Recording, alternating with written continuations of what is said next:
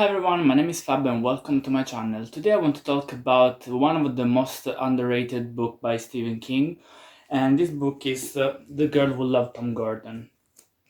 I bought this edition in Italy, that's why the title is in Italian, and I just finished to read this book. This is a nice edition, this is a hardback cover. I will show you just a little of the details. And it's a really big print, so it's really easy to read. But talking about the book itself, so this book was published in 1999, just a few months before Stephen King had the car accident that almost destroyed his career. If you don't know what I'm talking about, basically in 1999, a van hit Stephen King while he was taking a walk, and he crushed his leg and his ankle, if I remember well, I'm not sure. But anyway, he was stuck in bed for a long time. It was really painful. He couldn't write anymore, and he thought that was like the end of his career. But then we know that he fully recovered, and he wrote a tons of books. So luckily nothing happened. I think this book is one of his most underrated because of the premises of this book. Like, the story seems really interesting. It talks about a 9-year-old girl called Trisha McFarlane. She was going to a national park with her mother and her brother. The title takes the name by Tom Gordon, is her beloved baseball player. That's why she loves him so much. And this family has some problems because the parents are separating, and her older brother is suffering more the situation. She really can't understand what is happening because she's a young girl.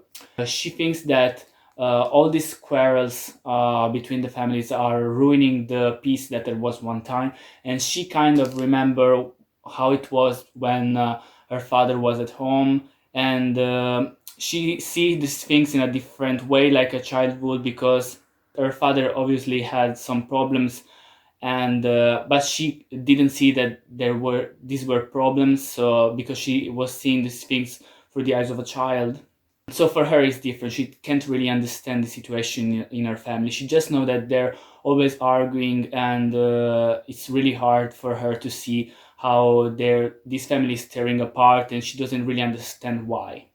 So this is basically what is happening in this family. So while they're going to these woods, the older brother and her mother start to argue again, and she's fed up about the situation, and she has to go to the toilet, but she doesn't want to ask her mother because she's fed up that they're arguing so much, and so she decided to distance herself from her family, and uh, she couldn't find the toilet, so she goes into these woods, and she thinks that she can take a leak in there while no one is watching. And after she's done, she, instead of going back to her family, she decided to go further into this forest, and it's a really stupid decision given what happens next. There is something in these woods that is menacing and that is chasing her. She doesn't know what it is because she can't really see. She feels this presence, but she doesn't know what is in these woods. And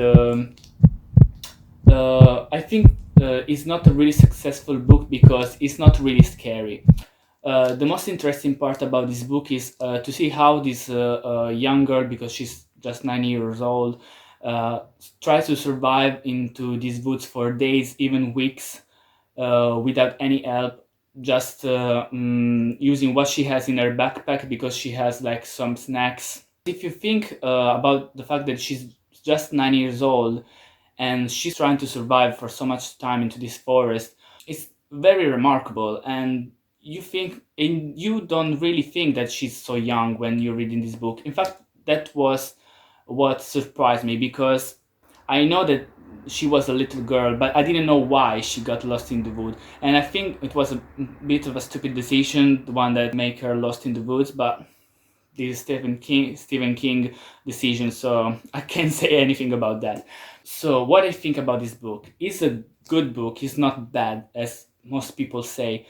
I enjoyed reading it because it's well written, and the premises of this book were interesting for what I was expecting, but eventually didn't really hit the point. Like it was not really scary, and that's, I think, is the weak point of this book. But anyway, it's a good book in my opinion. It's not that bad. The weird thing about this one is that almost every Stephen King book has a movie adaptation. This one hasn't yet.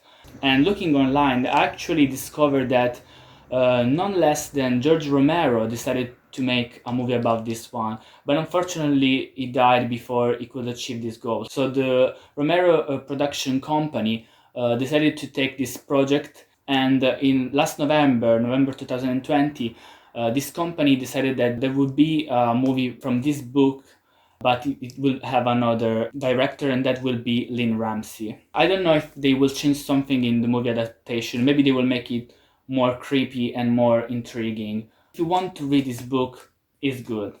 It's not this best, because he wrote masterpieces like It and Misery that I love, and there are other books that I consider masterpiece, and I haven't read those yet, but I will, I promise, and I will make reviews about those. This is what I can tell you about this book. It's enjoyable. It's quick because it's not very long. It's 214 pages this edition. So it's a quick read. I think I read this one in a couple of days, if I'm not wrong. If you like this video, give it a thumbs up, subscribe, and hit the notification bell. There are more videos coming about other reviews that I want to make about other books that I read during this quarantine. And if you have any opinion about this book, or if you have some questions, write them in the comment section down below, and I will see you into the next one. Bye.